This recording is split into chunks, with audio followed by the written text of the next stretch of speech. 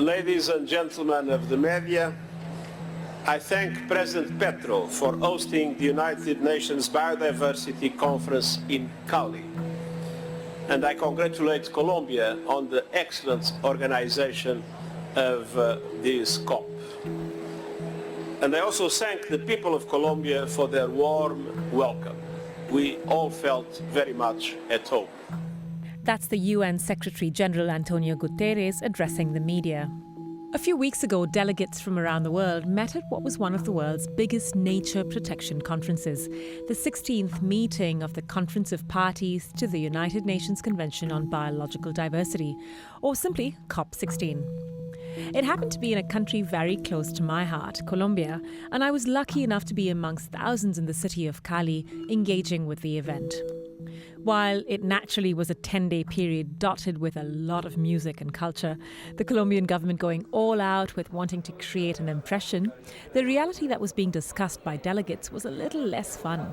And let me be clear, we are facing an existential crisis. Temperatures are climbing higher and higher. This is Here Now with me, Kadambari Raghukumar. The planet faces an unprecedented crisis with habitats vanishing and up to 1 million species face extinction, while the lives and livelihoods of billions of people who depend on them are at threat. New Zealand had a delegation at the conference, and in this episode I chat to some Kiwis participating in these crucial discussions. Lisbon-born Bruno Marques is a senior lecturer at Victoria University and president of the International Federation of Landscape Architects. This is definitely an event on steroids in a way, like so many people, so many stuff happening that you feel overwhelmed at times. I think from our perspective, being here is to make sure that the voice of landscape architecture is represented, but also to make sure that not only we can defend the interests of landscape in a way, because that's our bread and butter, and also introduce to the world that nature-based solutions and biodiversity issues are important if we want to have a planet to live.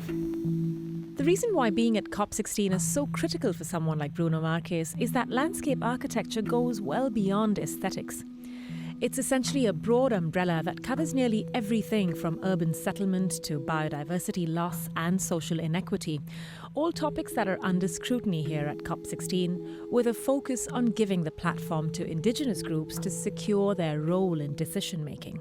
I think another important aspect is really collaboration. I don't think we can do it alone. So we need to start to put away the silos that are very typical in many professions and disciplines and countries and governmental officials and all of that, where people become so protective of what they do, because we know that it hasn't been working. And we know that we are at a very turning point where if we don't stop the things we are doing, we're not going to have a planet to live in. And it sounds very dramatic, but it's just the evidence that you have. We can't just be based on our own little bubble. We need to really collaborate. We need to hear each other. We need to bring the voices of those that actually have knowledge and those that are underrepresented into this discussion. One of the speakers invited by the New Zealand Embassy in Colombia was Manu Kadi. I'm Ngāti Pukenga, Ngāti Haua Waitahei from Tauranga and Waikato areas, but I've been living in Tairāwhiti on the east coast for the last 25 odd years, and while I've been there, involved with local government and community organising, but more recently sustainable land use and transitioning from unsustainable land use into re-indigenising the landscape and trying to create economic opportunities from indigenous organisms and plants and things. So both in Tairāwhiti but also around the country, work with different iwi and hapu marae to try and develop high-value products from our taonga species. For Indigenous groups from around the world present at COP16, the discussions have been critical for a push to recognise natural genetic resources and allocate funds for profits made from them, be that through biotechnology, pharmaceuticals or agriculture. This morning we compared our stories, I suppose, in some ways, from Indigenous rights activists in Aotearoa and one in Colombia. We talked about how there's a tension between Indigenous peoples wanting to protect their lands and the biodiversity that they have inherited the responsibility for, and the need to, or the desire perhaps to participate in market economies that require some utilisation of natural resources often, and the tensions and contradictions of those. And in Colombia, the coca leaf is a traditional medicine and plant for all sorts of therapeutic and beneficial purposes, but it's been outlawed. And my conversations with Indigenous peoples here, we've talked about one of the projects I'm involved with in Aotearoa with Indigenous psychedelic mushrooms and the traditions of use there and the potential for therapeutic purposes, and how the Misuse of Drugs Act has classified that as a prohibited plant in New Zealand. Mi nombre es Liliana Pechene Muelas, hija del pueblo Misak. Manu has been discussing the use of indigenous taonga with Liliana of the indigenous group Misak here in Colombia. We heard from Liliana about a product that's been developed by the indigenous community here that's a soft drink using coca in the way that Coca-Cola used the leaf originally, and Coca-Cola are suing the indigenous peoples for putting coca in the name of their soft drink, which is actually made from coca. But awesomely, the indigenous community also suing Coca-Cola for using the name of their plant that's been used for thousands of years in these communities without permission. They didn't ask before they put that in their trademarked brand. It's unlikely the community's going to win this one. It's a bit of a David versus Goliath, but interesting dynamics with indigenous peoples around the world asserting their rights and interests. And I think that's a real opportunity for Māori, which is why I'm involved in developing I think we need to develop a bio-prospecting, biodiscovery regime. New Zealand has no protections for our indigenous organisms for anybody to come and take, and we're really falling behind other countries like Colombia, which has had these protections for more than a decade. And so there's a lot for us to learn from there Colombia. is, and I was brought in as an expert by the New Zealand Embassy to talk to some of these groups, but I certainly don't feel like an expert, and there's so much that we can learn from their experience and the way that they've structured their rules, and the rights of Indigenous people are recognised in the Constitution in a way that New Zealand's regressing with the Treaty Principles Bill at present. If we can get it into a constitutional framework, then and if the government, again, we've got this international treaty, the Treaty of Waitangi, that can't be renegotiated unilaterally by one side of the treaty partners. Putting these things in international context is really useful, I think, in seeing how others have handled similar issues and learning from each other.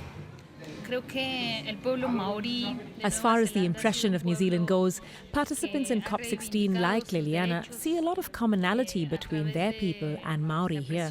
I think there's lots of parallels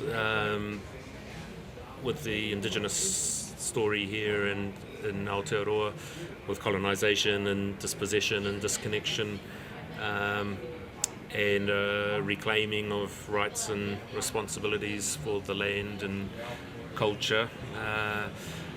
And so just sharing those stories and experiences, and we were just talking now about the political system in New Zealand and Māori participation in the democratic system, and things like the Waitangi Tribunal, which it's an institution we take for granted in New Zealand, albeit a bit under threat at the moment with the current administration.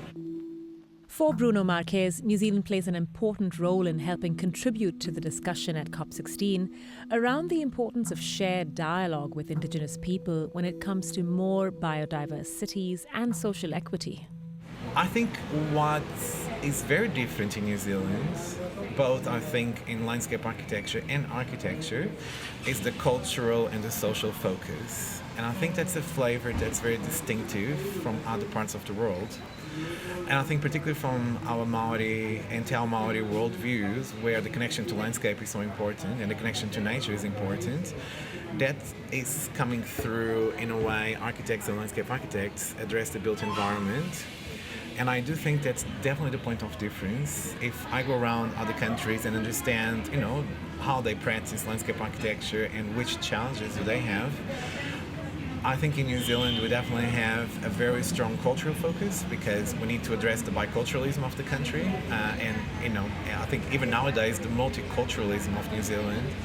But also we have that very strong, deep connection to nature and landscape and the whenua. And what does a successful reconciliation story look like when it comes to marrying Indigenous knowledge and urban landscape architecture? Yeah. Well, I think what's interesting about it is definitely, you have two realities in landscape, right? You have the tangible landscape, so the things that you can see, the layers of infrastructure, the buildings, the parks, the water, the soil, the forest, the things that are tangible that you can see outside. But then you also have the intangible values of landscape.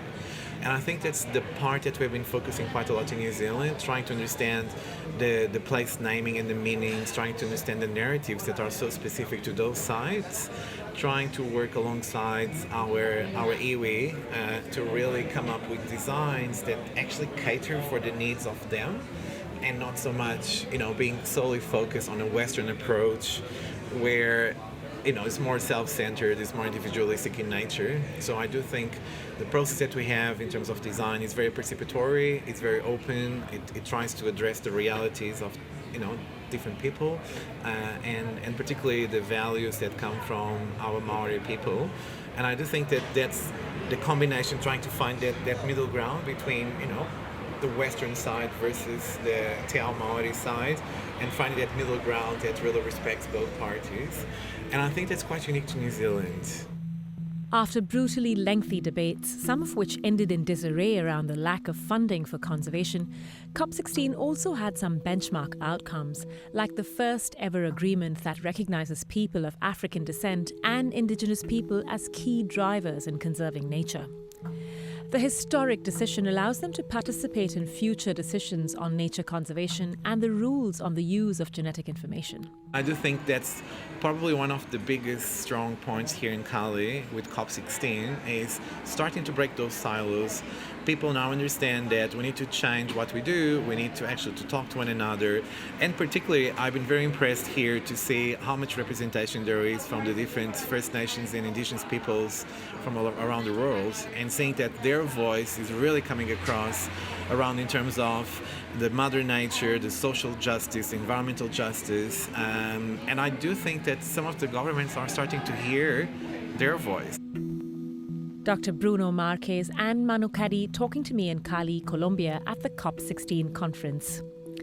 Catch more Here Now episodes on all your favourite podcast platforms as well as on the RNZ website. Today's episode was mixed by Jeremy Veal and my name is Kadambari Raghukumar. Thanks for listening.